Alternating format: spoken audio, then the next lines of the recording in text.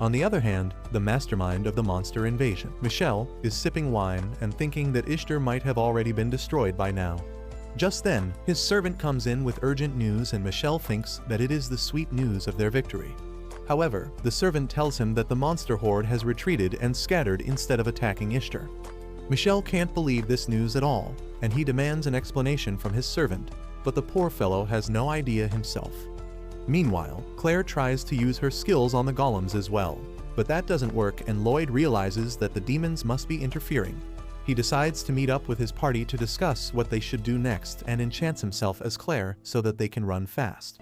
They run straight through the horde of golems who notice them and try to attack them. They jump to the side to stay safe and then approach the trenches set up by the soldiers. Lloyd suddenly grabs Claire by her waist and jumps over the trench and then some. Everyone is impressed by his enchantment magic, and they realize this is the guy Rena wanted them to trust. As soon as Lloyd lands on the ground, his party is there to greet him.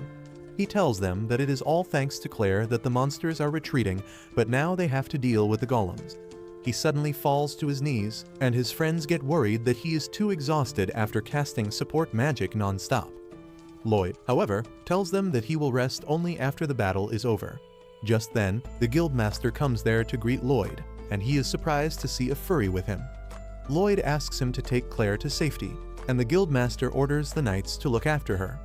He then says that Lloyd is their only hope to win this battle, but Lloyd doesn't know who put this idea in his head. Just then, Rena comes there and tells him that Alan is not participating in the battle. Lloyd is surprised to hear this, and Rena explains that Alan clashed with the adventurers at the guild earlier and abandoned his duties.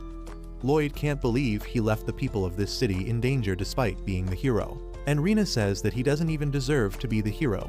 Suddenly, she starts groaning in pain because she is injured, and Lloyd quickly heals her injury completely. The guildmaster is really impressed by this, but Lloyd collapses again.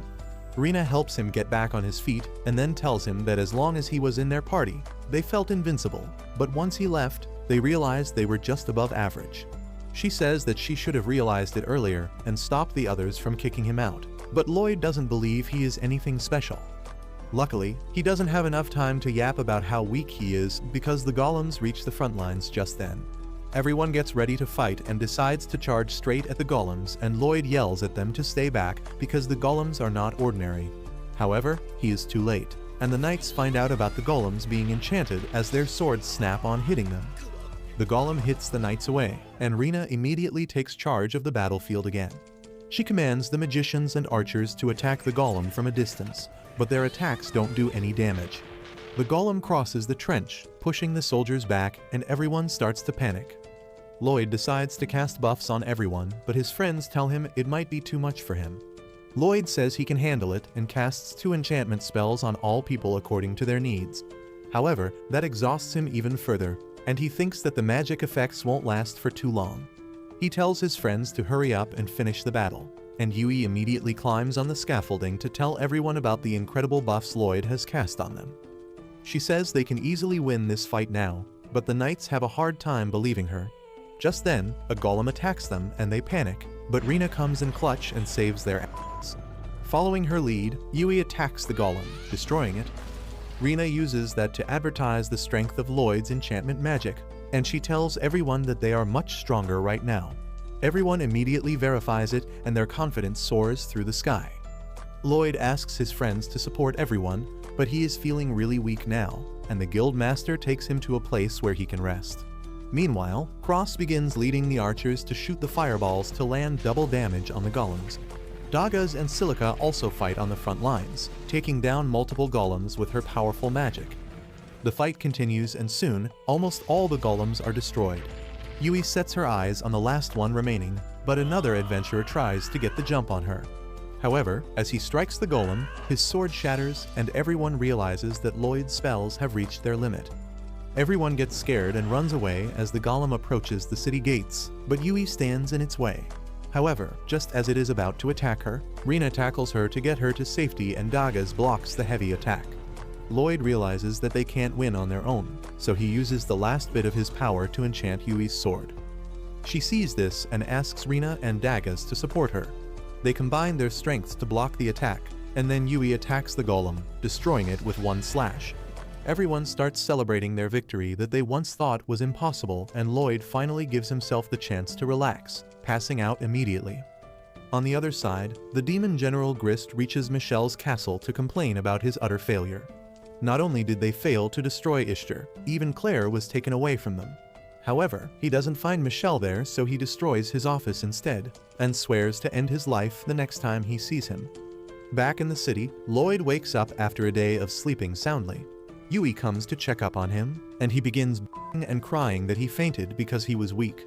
Yui doesn't even want to argue with him at this point, so she tells him to come with her. As soon as she opens the inn's door, the people outside start cheering on Lloyd, calling him their hero. He gets nervous at this and closes the door because he can't handle so many people at once. Yui gets angry at him and tells him to go out and face his fans. He does get out, but through the window, so that he doesn't have to deal with everyone. On the other hand, Merlin's spy, Will, reaches her door and she immediately blows it up, thinking that he is a thief.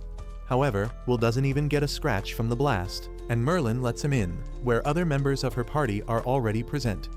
Merlin then asks Will about Lloyd, and he tells her that he was kicked from the heroes' party. She is shocked to hear that, but Will tells her it is a good thing because his new party treats him much better. However, he also informs her about Lloyd's lack of confidence and impossible standards when it comes to himself. Merlin knows she is to be blamed for that, but she doesn't want him to repeat the mistakes that she did in the past. Back in the city, Lloyd is hiding from the crowd because he doesn't understand why they are chasing him. His party finds him and tells him that everyone is just grateful to him because he saved the city. Lloyd doesn't think he deserves such attention, but everyone tells him that he should have a bit more confidence in himself. Following their words, Lloyd decides to greet the crowd, but he still doesn't think that he deserves all this attention. He tells the people that they should give more credit to the knights and the adventurers, but they themselves give all the credit to him. They call him the hero of Ishtar, and Lloyd decides to do his best to get used to this treatment. On the other hand, Alan is pissed that everyone is calling Lloyd a hero, and his girls remind him that his hero title will be revoked because he denied an emergency request. He knows that too, and he decides to ditch the town along with his girls. Back in Merlin's residence, everyone has a drink, because today is the day their friend hero Sybil sacrificed his life to kill the Demon King and save the people who got caught in the crossfire. Will then suddenly drops the bombshell on everyone, telling them that the demons are on the move again, and they tried to use beastman magic to make monsters attack Ishtar. He suspects that they are trying to revive the Demon King, and Merlin panics because that would erase everything Sybil sacrificed his life for. Others tell her to calm down because they need to do what they can to ensure that the world remains safe. A few days later, Lloyd, along with his party, is summoned by the city lord. A young man comes to take them inside, and they find Claire already waiting for them. Everyone is glad to see her and asks if the Lord summoned her too, but the young man tells her that she is his special guest. He then introduces himself as Lord Abel, the guy who runs this domain, and no one can believe it because they thought he was just a servant or something. Silica says that it is common knowledge that the Lord has ruled this territory for over a decade, and Abel looks too young for that. He replies that he has got the same anti-aging DNA that Ash Ketchum has, and Lloyd remarks that even Merlin is the same. Abel says they will talk about it some other day, because right now, he has something more important to discuss. He reveals that Claire is actually the second princess of the Fora's empire where the beast folk live, and Lloyd can't believe it. Claire affirms this, and everyone else is also surprised to hear the truth. Abel says that Claire's power to control monsters is quite unique, and if it falls in the wrong hands, it can lead to disaster. That is why the Empire has been searching for her, and now that she has been rescued, they are going to take her back home soon. Abel says that he wants Lloyd's party to escort Claire to the royal capital where the Beastmen will come to take her, because he trusts they can face any enemy, even demons. Though it is unusual for adventurers to guard members of royalty, everyone understands that they need to keep Claire's identity a secret, and they agree to become her bodyguards.